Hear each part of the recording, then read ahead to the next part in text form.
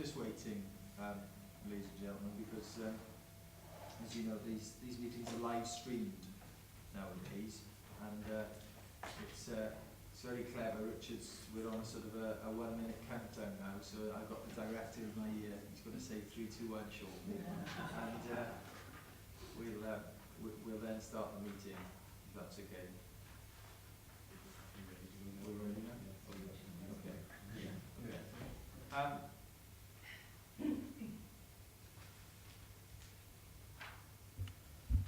There we are. Good morning, members. As I've said, this meeting is live streamed today. So the first time, if you speak, for any members of the public out there that are watching this meeting, if you could please give your name and your membership of this committee, that would be appreciated. So I'm Robert Tranter, the monitoring officer here at Monmouthshire. We're here for the Standards Committee meeting of the 8th of June. The first item on the agenda is the election of chairman. So could I have any nominations, please, for chairman? Councillor Evans, yeah. Councillor Evans, West End Ward, Caldicot, County Councillor as well, Council member of the committee. I'd like to elect Penny, re-elect the chair. Graham Priest, independent member for the committee. May I second that proposition? Are there any other nominations, please? No? Okay. Can I ask you to vote then for Penny Reeves to be your chairman for the coming year? That's unanimous. Thank you very much. Would you like to join me now, please, please, Penny?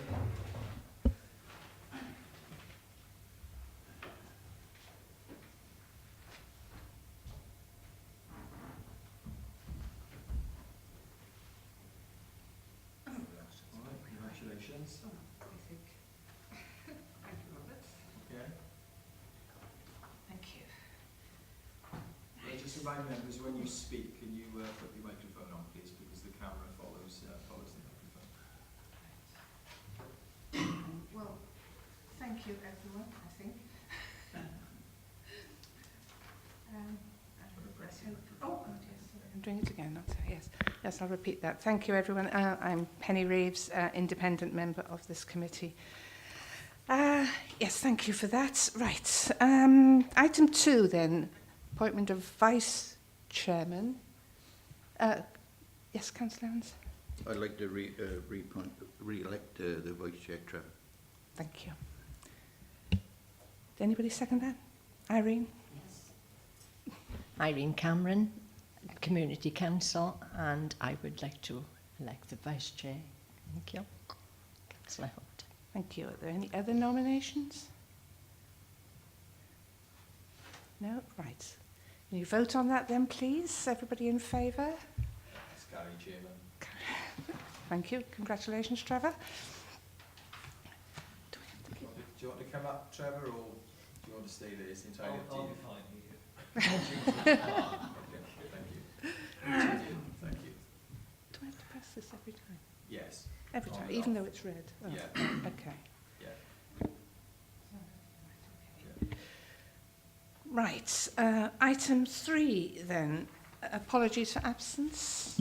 Yes, Chair, I've received no apologies for absence today. Okay, it looks like we're a full house. Thank you for that. Right, any declarations of interest? Alan Wayne. That's one. Right, thank you. Right, item 5, to confirm and sign the minutes for the meeting held on the 9th of March. Somebody else will need to say whether these are accurate, given I wasn't here. Trevor, you were in charge of that meeting. Yes. Trevor Auld, Standards Committee. Yes, I'd confirm that the minutes are correct. Thank you. Anybody have any issues with the accuracy of the minutes? Yeah. There was a typo, so like, it said August 15, so it should be no. Graham Priest, there was a typo somewhere. It read 2015 for a later month this year, and it should have been 2014. I'll find it just now, Chair. Thank you, Chair. Yes, actually, I found a couple of more, the basic changes. Page 4, 1, 2, 3, 4, 5, 6th paragraph starts complaints, but I take it should be complainants. Yes. And the next paragraph, first line, appropriate address, should that be redress? Yes. Sorry, and you know me with my grammatical thing. Page 5, first paragraph, line 4, should be respond, not responds. Sorry. I think.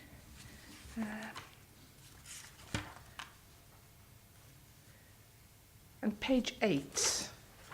Sorry, my last pedantic.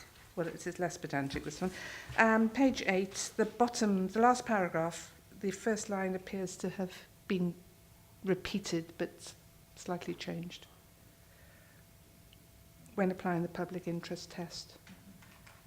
I'm assuming the first unfinished line should be deleted. Right. Apart from that, is everybody happy?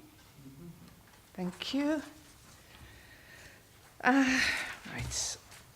Where are we? Right. Reports of the monitoring officer. Robert, your items. Okay. Thank you, Chairman. Just two reports on the agenda today, members. The first report is a report that you asked me to prepare as a result of our last meeting back in March regarding response times.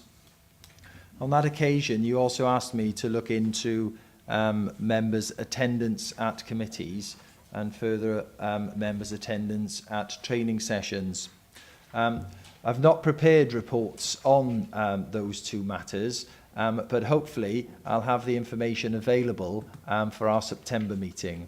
The Council is putting in a new system called ModernGov.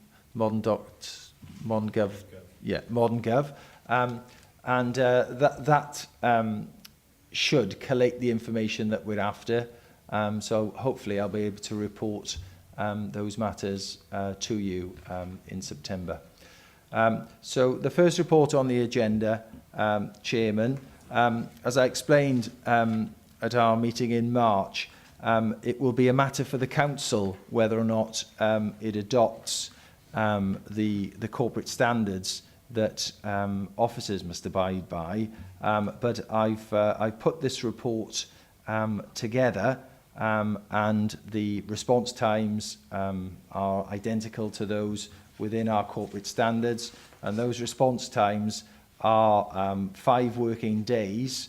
But if you can't get a complete response within 5 working days, you must tell the member of the public within 5 working days that you've had the correspondence, and then you must respond to that fully within 15 working days.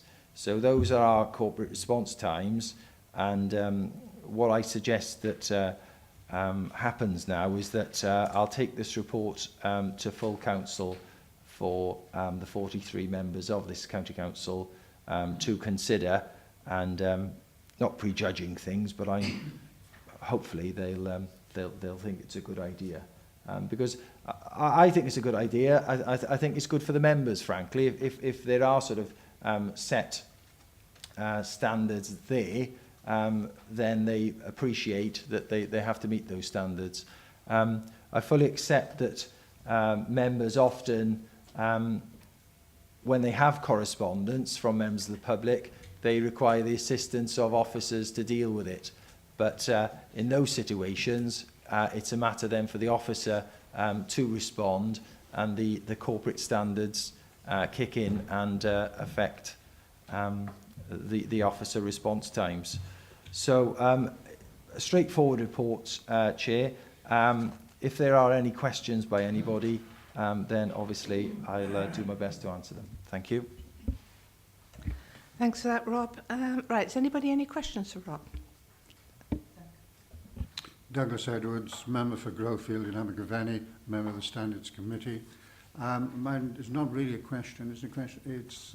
I'm fully supportive of the recommendation that we actually perform in the same manner as we expect the officers to perform. Unfortunately, I've had a case now recently where I've had to complain of a non-performance of an officer. And I think a general memorandum going out to all officers that the rules are here, and if they would perform meeting those obligations, it would make life a lot easier for members as well. Thanks, Doug. Yes, that's perfectly reasonable. I think these days everybody expects response times to be available and certainly adhered to, and they certainly need to be both ways, I would suggest. Any other questions or comments for Rob? Mark? Yeah, Mark Sutton, independent member. Apart from the complaints that come in, how is this monitored for compliance? Yeah. The officer complaints, we have an annual report that our customer services manager deals with. And in fact, I brought that report to I think, the March committee. So we collate that information. We also collate compliments that the council receives, so it's compliments and complaints. So that information is collated and put together on an annual basis. It's particularly important that councils have, obviously, an internal complaints process for the purposes of the Ombudsman. The Ombudsman, as you're aware, not only deals with code of conduct complaints, but also maladministration complaints. And those maladministration complaints are where public bodies have let the member of the public down. But the Ombudsman, before investigating those maladministration complaints, will request that the member of the public exhausts the council's or the public body's internal complaints process. So that information is there, Mark, and collated and reported on an annual basis to this committee and also to the audit committee of the council as well.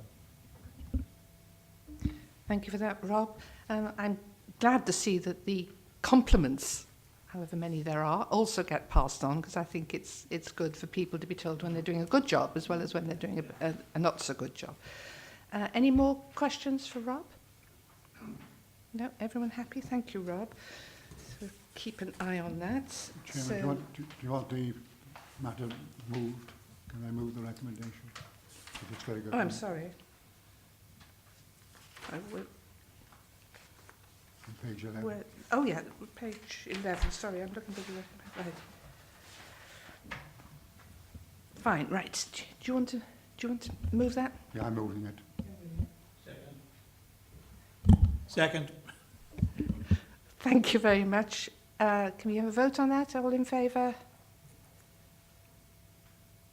Thank you.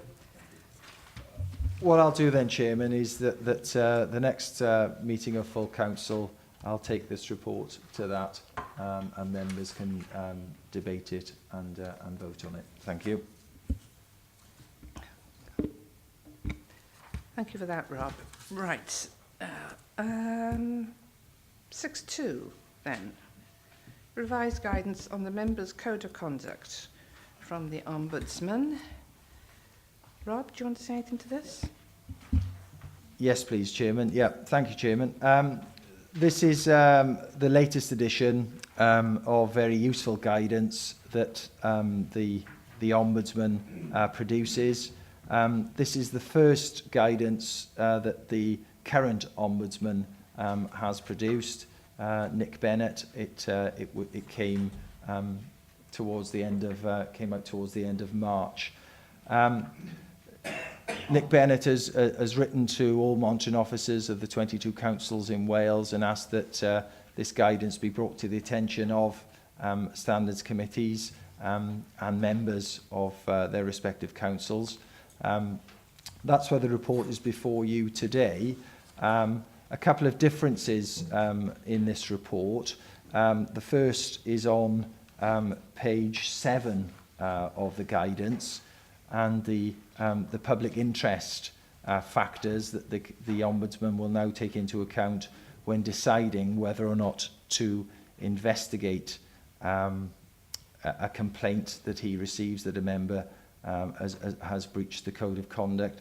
So those public interest factors include the seriousness of the breach, whether the member deliberately sought personal gain for themselves or another person at the public expense, whether the circumstances of the breach are such that the member has misused the position of trust or authority and caused harm to a person, whether the breach was motivated by any form of discrimination against the victim's ethnic or national origin, gender, disability, age, religion or belief, sexual orientation or gender.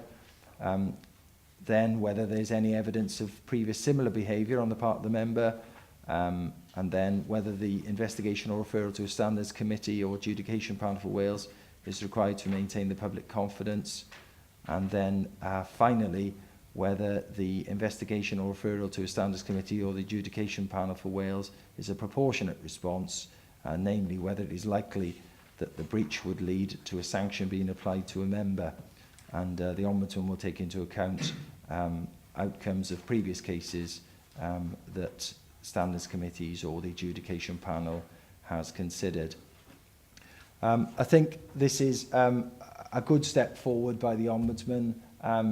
I don't think anybody could have much argument with any of those factors, frankly, and I think it should be factored in when the Ombudsman considers whether or not to investigate a matter. The next item that I just draw members' attention to is the spectre of social media. The Ombudsman, at the bottom of page 11 of the report, notes that there's been a significant rise in complaints to him concerning the use of Facebook, blogs and Twitter, and that he draws to the attention of members. I think it's important this, even if you do not refer to your role as councillor, your comments may have the effect of bringing your office or authority into disrepute and could therefore be a breach of paragraph 61A of the code. We don't have that much of a problem with social media. Standards Committee members will be glad to be aware of at this council, but colleagues in other councils certainly do have problems with it. It's a fantastic resource and should be used and encouraged to be used. But I would say it needs to be used properly. The Ombudsman on the next page, top of page 12, refers members to the Welsh Local Government Association's publication on social media, and members will recall that Murray reported that guidance to the Standards Committee a couple of years ago now, I think. Finally then, I just draw your attention to page 14 of the guidance, and you've heard me mention this case on several occasions. It's the Calver judgment, which was a High Court case, and in the second paragraph there, the Ombudsman is bringing it to the attention of members that political comments are not confined to those made within the council chamber, and for example include comments members may generally make on their authorities' policies or about their political opponents. Therefore, unless the comments are highly offensive or outrageous, it is unlikely that I will investigate and will take the view that members need a thicker skin. So this is about the freedom of speech. Members can make political comments.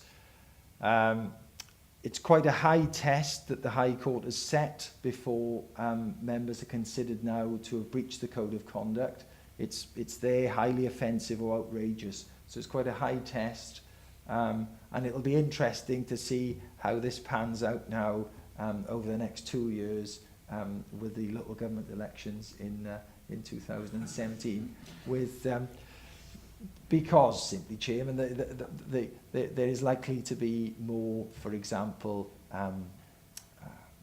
comments made maybe in the political chamber, comments made over social media.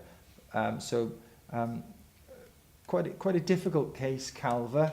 You can see why the High Court judge made the decision, but I think it does put the Ombudsman and the adjudication panel and standards committees in quite a difficult position, really, because that test now is set quite high. So it's good that the Ombudsman has referred to that in his guidance. The last thing is then that he's produced some flow charts on page 45 and 46 of his guidance. Quite useful, quite complicated, these charts, mind, I think, but it certainly is all there. And it's the thought process that members need to go through when they consider whether or not they have a personal interest. And members will be aware the personal interests are in paragraph 10(1)(a) of the code, and then whether or not that personal interest becomes a prejudicial interest. Members will be aware if it's a personal interest, members need to declare that interest at the meeting. If it's a prejudicial interest, they need to declare the interest and also then withdraw from the chamber when that matter is being considered. As I say, Chairman, there are lots and lots of useful information and guidance in here for our members. It's readily available, as there's lots of information now, frankly, on the Ombudsman's website, useful for members and indeed for monitoring officers and standards committee members. So there's the guidance. As I say, if there are any questions from members, then again I'll do my best to answer them. Thanks, Rob. I have a few questions to start off with. I know you said this is widely available. Are all councillors sent this automatically, or is it their duty to find out the latest guidance? I wouldn't say it's their duty, but what I will do, Chairman, I will email our 43 members now with a link to the guidance. If there's any problem in getting that guidance, I'll get them a paper copy and offer them, if they've got any questions about the guidance, then they can ask me. But don't forget, this is the latest edition of the guidance. I think this is the 4th edition of the guidance. So I'll get this information made known to our members. Thanks for that, Rob. I think we'll all find the flowcharts useful for concentrating the mind. I always find it easier to read things in that format. You talked about the Calver judgment, of course, and the high test, highly offensive and outrageous. I don't suppose for one moment the High Court defined highly offensive or outrageous, did they? They're very good at putting these words into judgments and leaving the courts and standards committees to decide what they mean by them. They didn't give specific examples of what is highly offensive or outrageous, as you would perhaps expect. And also, of course, the court would say, which is absolutely right, that you need to consider, each complaint, if you like, on its merits and on its own particular facts. But the test is now is quite high, I would say. But I'm not saying then for one moment that it gives carte blanche for members to abuse other members, abuse senior officers in councils. It doesn't give them that carte blanche at all. Well, I'm glad to hear that, at least. Right, any more questions for Rob? Irene? Yes, Irene Cameron, Community Council, Independent member. I'm very impressed with this, and I did read it and find it very interesting. My question is, as part of a training plan, do you invite a speaker or someone in to run a one-day course or a short course to all the members, especially as we've got a new ombudsman, just to maintain the standards. You know, a lot of people will see this and perhaps skim through, whereas I think if you attended someone speaking to it, it would be more informative. So I'm just wondering what is the response to that. We tend to carry out training at the beginning of each term of the council. So the next one is 2017, the next election. So when the cohort of new councillors come in, I'll run some training, several training sessions at that point to tell members about the code, about their responsibilities, and I'll refer to the guidance. So that's how I tend to organise the training. Similarly, town and community councillors, if they require training, I'll provide the training, and indeed I'm going out to Caldicot Town Council quite soon because they've got a couple of new members down there. The clerk has asked me, could I come down and speak to them and take them through the code and explain their obligations under the code. So there is, if you like, a running programme of training, awareness of the code. So members are aware. I'd be interested to hear the views of the elected members here, but what they feel about it. But the training is continuous, and if there are new developments, for example, this new guidance, I'll let the members know about it. And in fairness to the members here, if they've got questions, they're not shy in asking, which is the best way, frankly. I hope that helps. Thanks, Rob. Any questions, points of view from the elected members then? David? Yeah, Dave Evans, member of the Standards Committee. Thank you, Madam Chair. This information, an update, will all community and town councillors be getting this? Yeah, I'll ensure that by contacting the clerks. They tend to be my sort of link to the community and town councils, so I'll forward them a link to this guidance. And again, if there are any questions that arise from it, I'll deal with it. So yes, the answer is that I'll make sure that they're aware of it. I appreciate what you said earlier on, Rob. At the start of each council, you run training courses, but I feel 4 years, is a long time, and there's a lot of new procedures. And like we got this report now from the Ombudsman, and that's very interesting reading. And I feel that halfway through the term, perhaps we should have a refresher course. Well, I can certainly arrange that, David. If that's required, I can certainly do that. Yeah. Yes, I would think that sounds actually a good idea, Dave, particularly as the elections have been moved and you've got longer periods at the moment. I would think if Rob can build that in. Yes, Doug. Yeah, thanks, Chair. I agree entirely with David. On the other hand, I'd like to think that the members who have been on the council for some time, those of us who take myself, I was elected in 2004, this has been updated several times. Have those particular members also they probably do have a need to update their view of or reminder of their obligations under the code. So I would like to think that not only those recently elected members having a half-term session, I think I'd like to think in terms that all members should be invited to those half-term sessions to make sure they're up to date. And I presume, since there is this new guide that the county council has bought for logging in, what meetings we've attended, it would be useful to know exactly when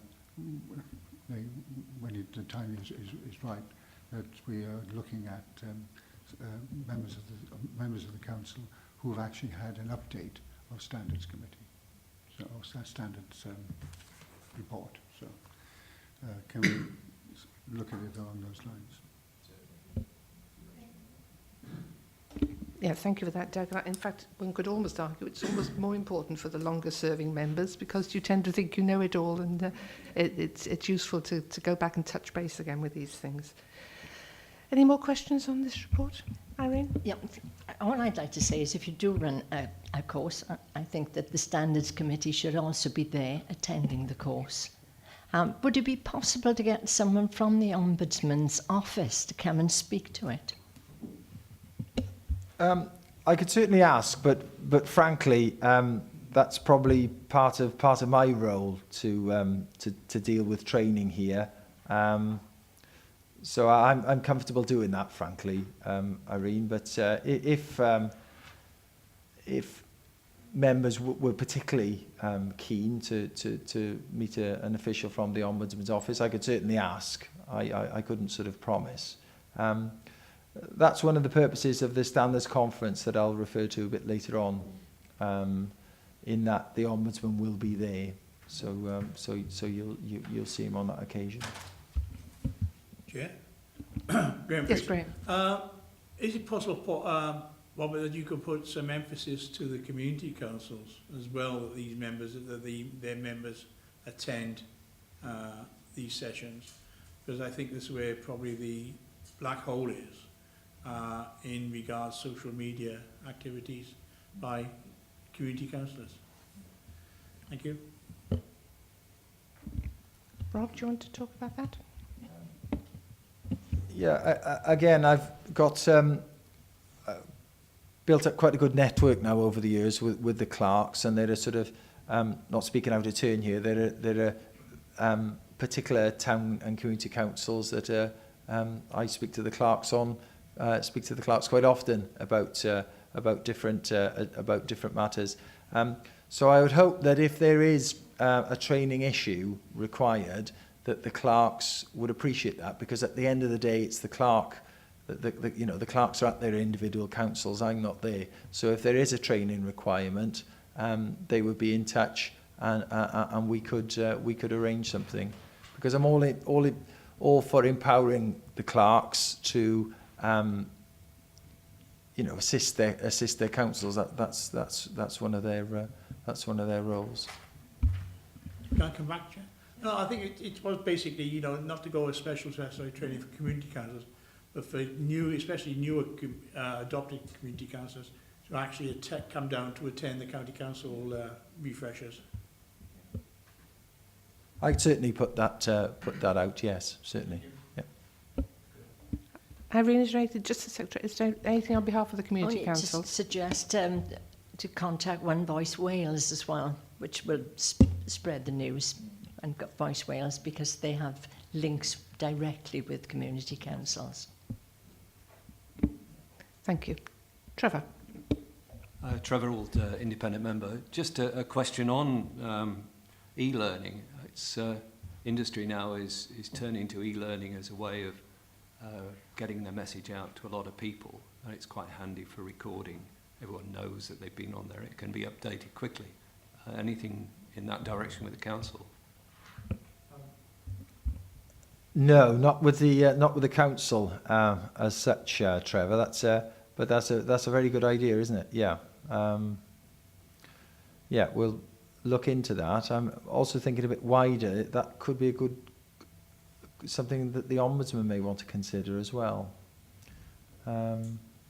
Okay, that's a really good idea. Yeah, thank you. Gareth? Gareth Powell, independent member. I've done e-learning and hated it generally for particularly things of this nature, because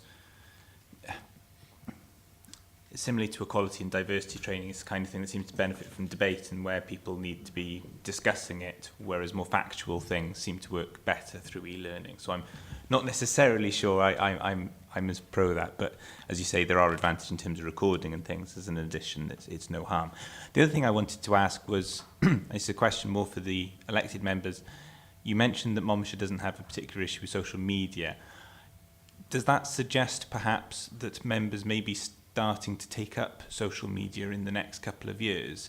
And might that be therefore something that we would want to preempt by helping members to understand social media? Or is it just that lots of people use it, but they use it really well? Yeah. Hopefully it's the latter, but members are already aware of that Welsh Local Government Association guidance on social media, so they've already had that. So they are aware of the issues. We've had a couple of instances where members have contacted me, but it isn't, you know, it's not a massive issue. So hopefully it's a matter of them using it properly and using it well, but time will tell. Yes, however much they're using it or not using it at the moment, I think usage will increase over the next couple of years as it does in society, and certainly with the elections in 2017. So something we need to keep an eye on, you're right. Mark? Mark Sutton, independent member. I take the point of Trevor. I think that's a good idea with regards to e-learning, because then there could be some compliance with it as well, so that people have to tick a box to say they've read it, and obviously people could be reminded in the nicest possible sense over a 12-month period whether they have read it or whether they haven't, because perhaps the council could take some stock of monitoring who's actually taking part in email learning. But I also accept the fact that what Gareth said is it is good to sit in a forum where you can debate different issues around public interest and all the rest of those issues. So I do think Trevor's point about e-learning is very good from a compliance perspective, because all members should have read the code and should read the updates. Don't forget, when members get elected, they have to sign a form of acceptance, and that form of acceptance says that I will abide by the code of conduct. So it's in their interests to know about the code and be aware of its significance, because they've signed an undertaking to that effect. And when there is a complaint made to the Ombudsman about them, that's the first question the Ombudsman asks. Can you give me their undertaking? The second question is, have they been on any training? So it's very relevant, very important for members. Thank you, Rob. Yes, I mean, e-learning is the way forward in all aspects of life, I think, these days. But as Gareth said, it has its uses in certain places, but there is no substitute in my mind for a get-together and a talk, because you benefit from other people's points of view. But it's a very good idea for factual learning, and Trevor's quite right to raise it. But I think it's something that probably will need to be looked at nationally. By that I mean Wales, rather than an individual council, because it may be they need some specific programmes, which obviously is going to be easier if the whole country does it. It is useful, Chairman, to have to do this sort of face-to-face, to have a debate. I say that because often members will have a particular instance that they've been through, and then other members, it strikes a resonance with other members, and it gets them talking and learning from one another's sometimes mistakes. So it is very useful to get that debate going. Yes, certainly there's definitely a place for it in factual learning, but perhaps other things might benefit from more face-to-face. But obviously a mix of the two is the way forward, I suppose. Any more questions for Rob on this? Trevor? Trevor Auld, independent member. Just a query, really. We're on TV today, and I looked through here to see if there was any guidance on what members should expect by being on TV, whether it could be replayed, whether it can be used against them, for them, or how the council intends to use the information they now have.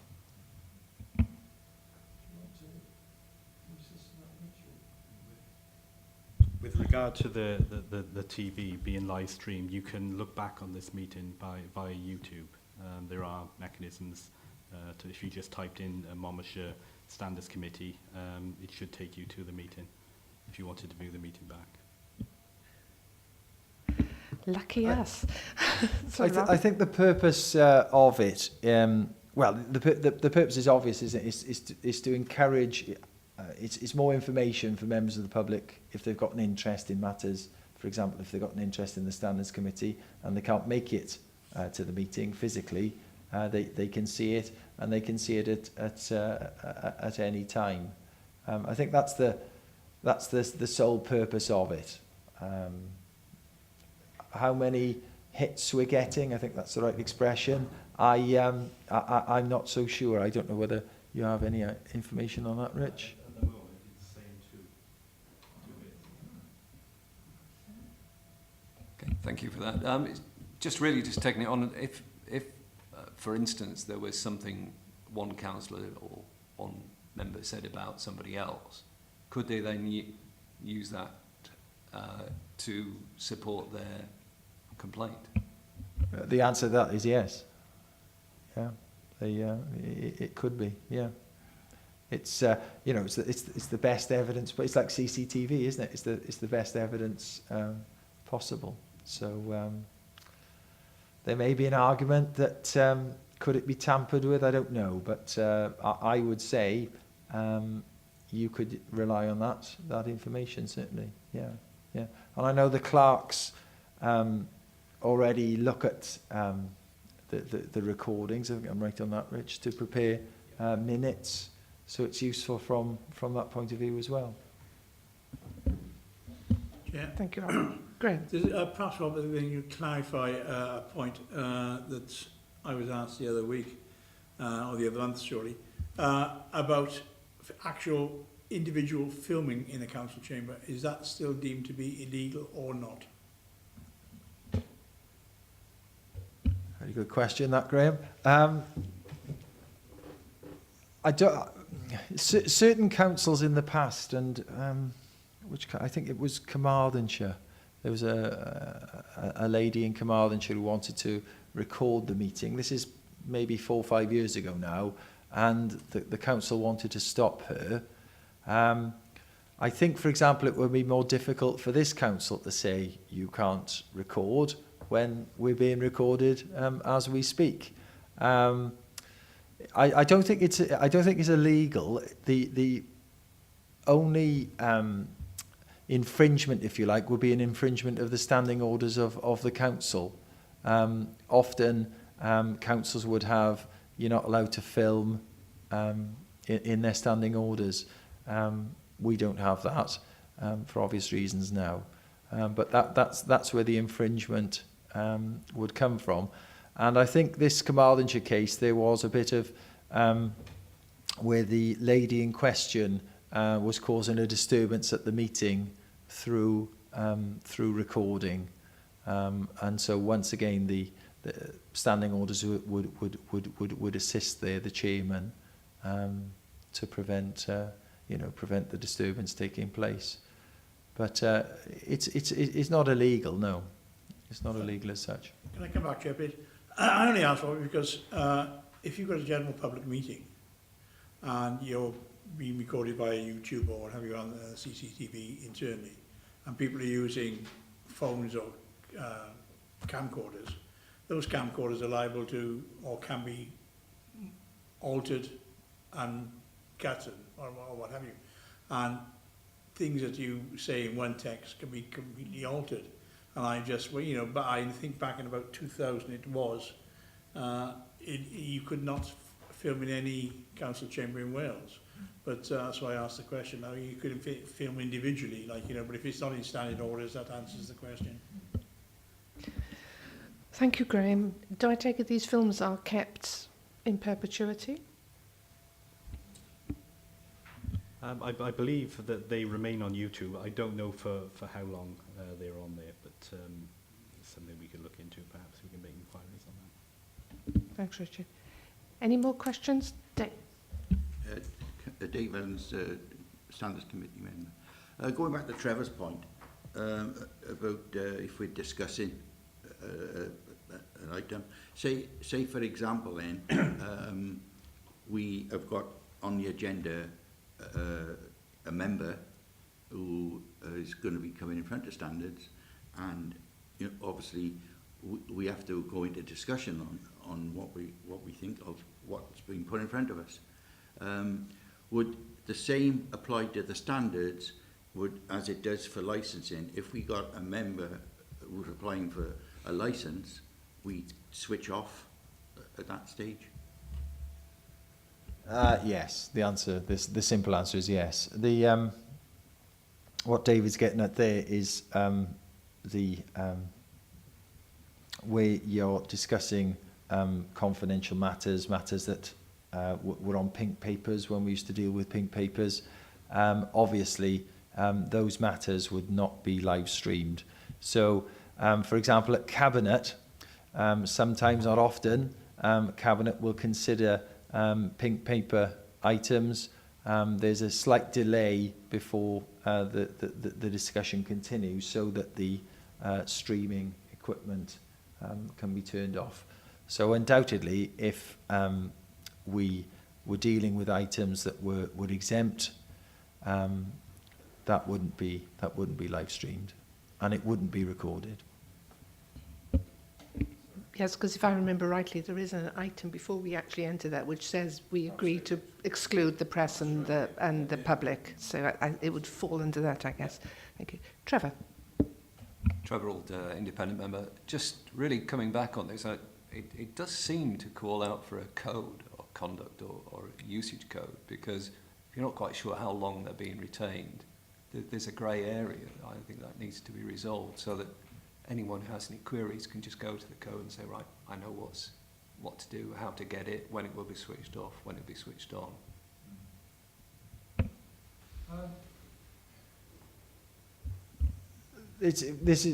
Early days with live streaming. I think it's worked okay so far as regards dealing with exempt matters. I'm not aware of there being any problems. Perhaps Richard would tell me if there were. I'm certainly not aware of them. Members are fully aware that all meetings are live streamed, and so if before exempt matters are dealt with, as the chairman says, the committee dealing with the item needs to decide whether or not it is an exempt item, and if it is, it's what the matter is then dealt with within committee. That's the expression that we use, and the live streaming equipment will be turned off. So there isn't any question. I don't think there's any written protocols on that, but as I say, all meetings there will be a clerk there, so they will be aware of that exempt item. Were you talking in respect of exempt items or generally? I was speaking generally, really. I was just surprised that there wasn't a, oh, it's here on page 92 or something, this is what we do. It seems to be very much, we had an example, a question from a councillor. You would have expected, if they were aware of how it is being used, that they would know that. And just a sheet of paper just saying this is how we use live streaming, so that everyone knows what's there. Thank you, Trevor. I don't know whether Rob wants to say anything more about that. I'm not aware that there is a live streaming protocol, for want of a better expression. I can make some inquiries on that. Yeah, if it's felt to be beneficial, then the council can put something together, I'm sure. Okay. Oh yes, thanks for that. Though again, I suspect that needs to be looked at by all councils. Probably not. It would apply to all councils. Presumably, they all live stream, and or those that do, at least. Maybe it would be useful to have common guidance if that is going to be the route. Rob? I'm not sure what the proportion is of councils that now live stream, Chairman, in Wales. It's probably less than 50% still, but yeah, I don't think the majority of councils live stream yet. Interesting. Right. Any more questions for Rob on this? Right. I think we're just agreeing to note this report. Are we happy with that? Thank you. Right, that seems to be the end of the agenda. Though I know we need to talk about the conference. Yeah. Rob? Thanks, Chairman. That's the end of the formal agenda. So thanks for that. There are a couple of items that I want to draw to members' attention. The first is the good news that Graham Priest, your colleague, will serve another term on the Standards Committee. I put a report to the annual meeting of Council in May, and unanimously the Council wanted Graham to serve another term. On that, Chairman, I think you will be the next vacancy, and I think that's sometime next year. I'll check on the precise date. And then I think the year after that, Gareth and Trevor, I think you've done your 6 years. I think 2011, it seems to ring a bell, you were appointed. So sometime nearer that time, perhaps you can tell me whether or not you wish to be considered to serve another term. The regulations at the moment, you see, allow a member to serve 2 terms, in effect. The chairman now, as I say, is coming to the end of his 2nd term, and unfortunately, that's the regulations don't allow you to serve another term. But Graham is with us for another term, as I say. Also, members, I've put the registers before you today because I talk about the registers all the time, and I was thinking to myself that perhaps members are thinking, what are these registers? Well, those are the registers in front of you there, and there are 2 types of registers. The first register is what we call the upfront register, and that is what members complete when they are elected to the council. So that register follows exactly the paragraphs in 10.2a of the code. Okay, so it deals with things like any employment or business, any land where you are the landlord, etc. So all members need to complete that upfront register. So I've put that on the table there. I don't know whether any members are interested in having a quick look, but those are the registers that we talk about, these fabled registers. The other register then are the registers, the register of interest that members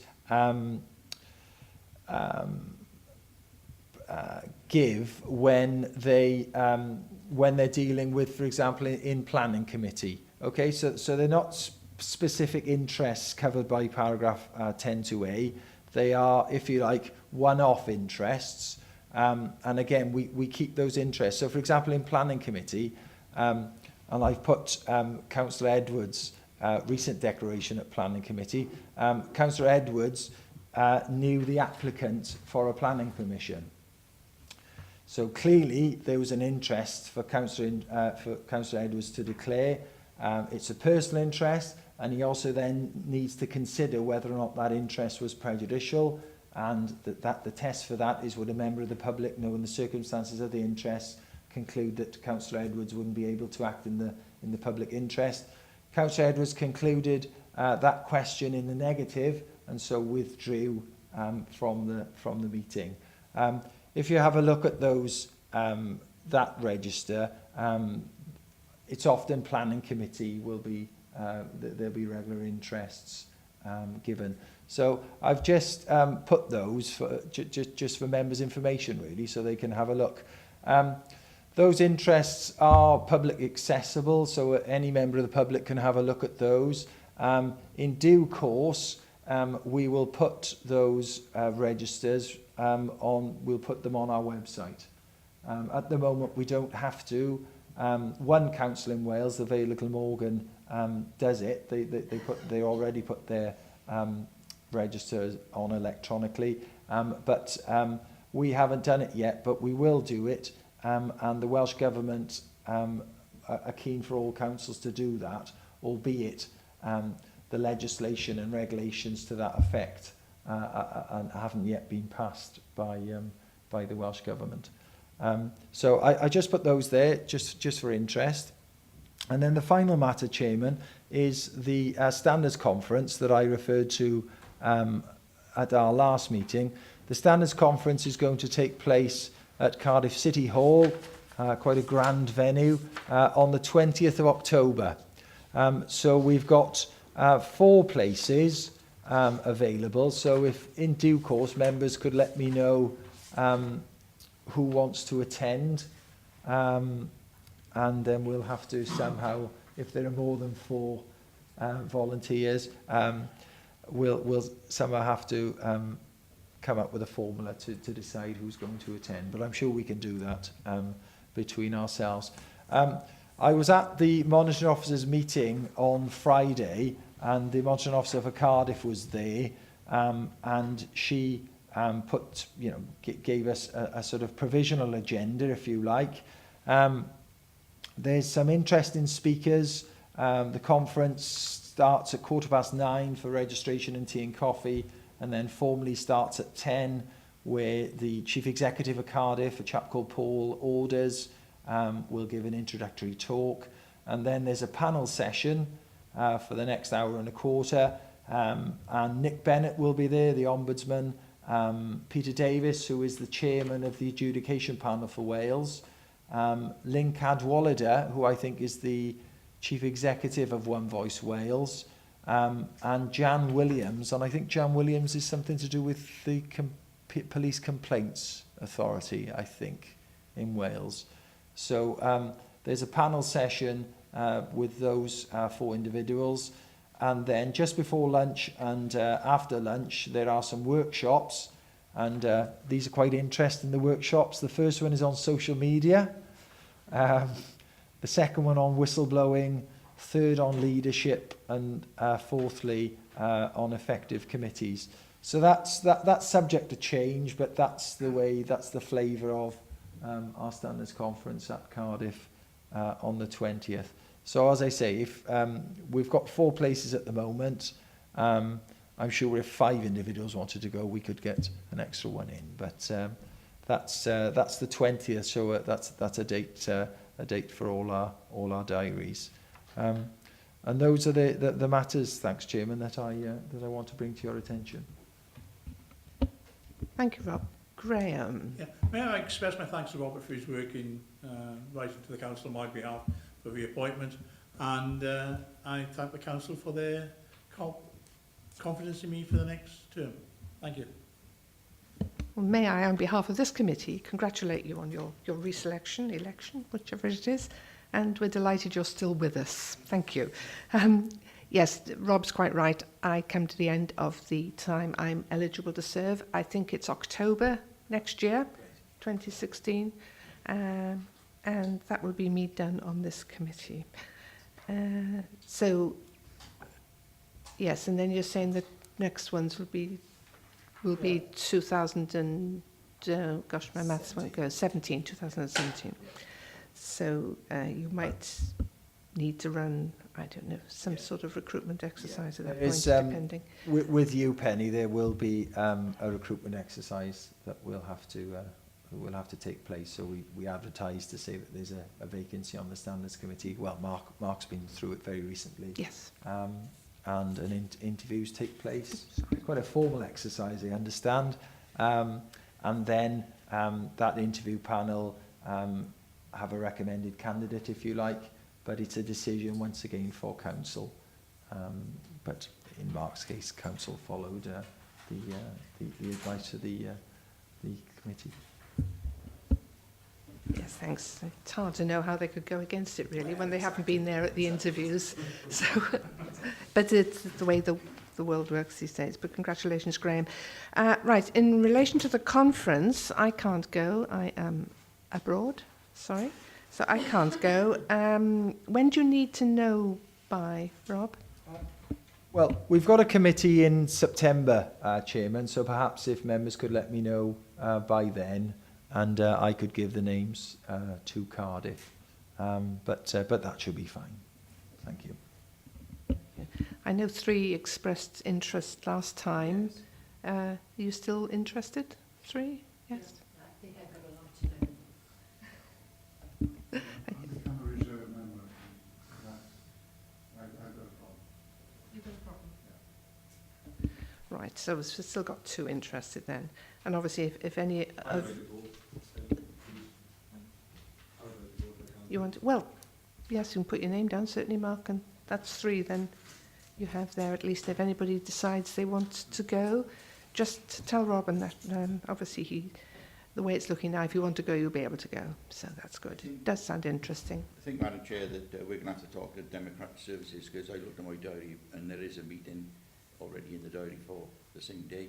So perhaps we can rearrange the meeting. Yes, that's always the trouble. No matter how far ahead you get notice of these things, you can guarantee something else will clash. Right. Any other items? Nothing Rob? else, thank you, Chairman. No. Anybody else, any items they wish to bring? No? Right. Thank you very much. In that case, I declare the meeting closed.